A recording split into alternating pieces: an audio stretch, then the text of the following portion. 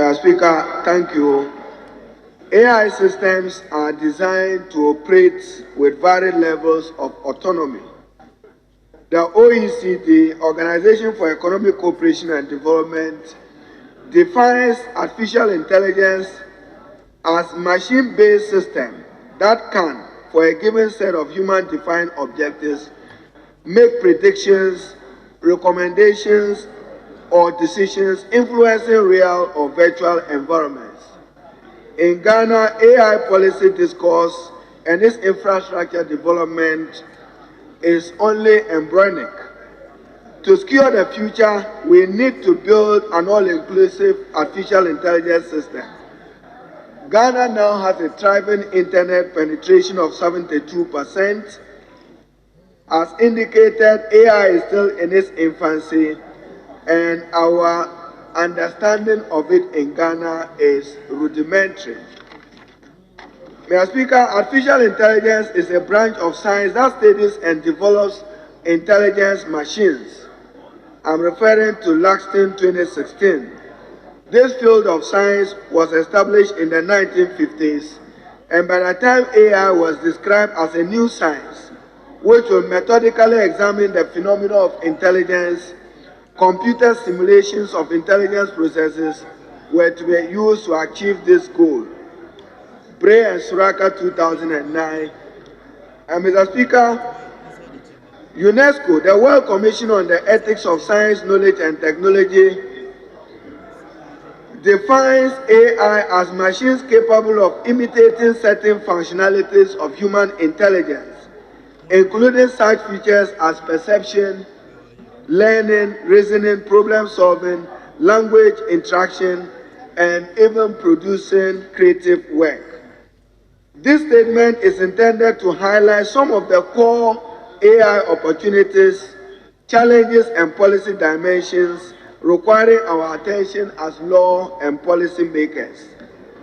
Mr. Speaker, artificial intelligence in developing countries poses potential risk.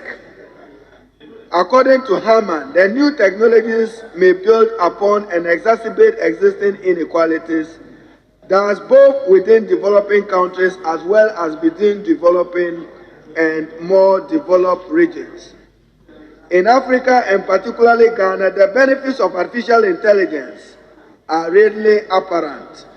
AI offers myriad of potential benefits for Ghana. The system relies on algorithms and machine learning to analyze data and make predictions. AI is one of the most transformative technologies of our time. Mr. Speaker, indeed, according to the World Health Organization, it has enormous potential for strengthening the delivery of public service, particularly the delivery of healthcare and medicine. It can be used for purposes of improved diagnosis, improved clinical care, enhancing health research, and the deployment of public health interventions. AI also has some significant advantages for the agricultural sector. It can help predict the weather, opportunities for planting and harvesting successfully, and determining appropriate fertilizer use. The use of artificial intelligence, however, Mr. Speaker, poses some challenges that cannot be resolved simply by ethical principles and existing laws and policies, because we simply don't understand the artificial intelligence risks. Mr. Speaker, the adoption and use of artificial intelligence are rapidly increasing around the world. In Africa, AI creation and implementation are transforming our lives and cultures in a variety of ways. Whilst it has enormous potential, it poses major difficulties for businesses and government, notably in terms of ethics. The moral, economic, and social repercussions of the third industrial revolution are being debated globally. Mr. Speaker, for instance, who bears the liability for the errors of a machine in a criminal case? Experts have warned that artificial intelligence could lead to the extinction of humanity. Experts, including the heads of OpenAI and Google, DeepMind, were part of this warning, even though others think that this position has been overblown. But the experts consider disasters such as one, AI can be used to weaponize for purposes of even chemical weapons. AI-generated misinformation could destabilize society and undermine collective decision-making. Mr. Speaker, my concern is that even though AI technologies are adequately deployed in the US and Europe and China, in low middle-income countries, it is very, very low. We need to work to break the existing digital divide in the use of AI. Mr. Speaker, there is no law in Ghana even regulating social media, which has become a toxic source of misinformation. There is even no law limiting children on the use of tabs. It will require parental control. We need to protect young people, and we need to have legislation that strengthens the hands of the state institutions and parents to have a role in the participation of children, particularly in social media. We have a responsibility to our children, and Mr. Speaker, many children have become addicted to the social media, and we probably will need policy and law to guide protecting children online based on their age-appropriate experiences. Mr. Speaker, probably I need to add that we need to limit the amount of time spent on social media, particularly in our public offices. The amount of time that is spent on social media instead of contributing to productivity for which they are paid for must also be of concern to heads of public institutions. Parents' explicit control will be required before children can create and even own an account such as Instagram, TikTok, and others. Mr. Speaker, let me be concluding, as I said, who bears criminal liability to machine error when you take advantage of artificial intelligence?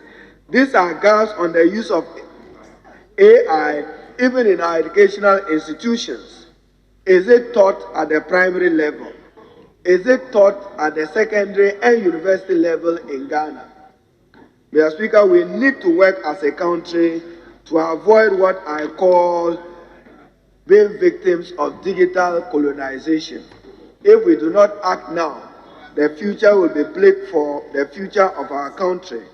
Probably, Mr. Speaker, we should consider establishing an artificial intelligence council, probably with the minister responsible for ICT, with representatives from the Ministry of Defense, Foreign Affairs, Interior, and Higher Education, mandated to coordinate and come up with a unified strategy that reflects government priorities and other stakeholders on the use of artificial intelligence applications.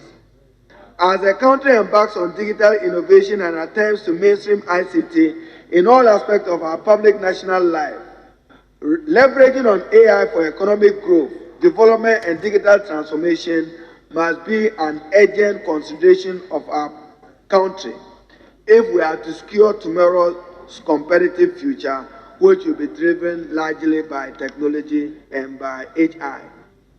Mr. Speaker, human rights standards, data protection laws, and ethical principles are all necessary to guide, regulate, and manage the use of artificial intelligence. We need to ensure strict adherence to responsible AI principles. Ghana needs to ready itself for an AI future, to reap AI benefits and mitigate its threats. Policy must necessarily respond to the opportunities AI offers.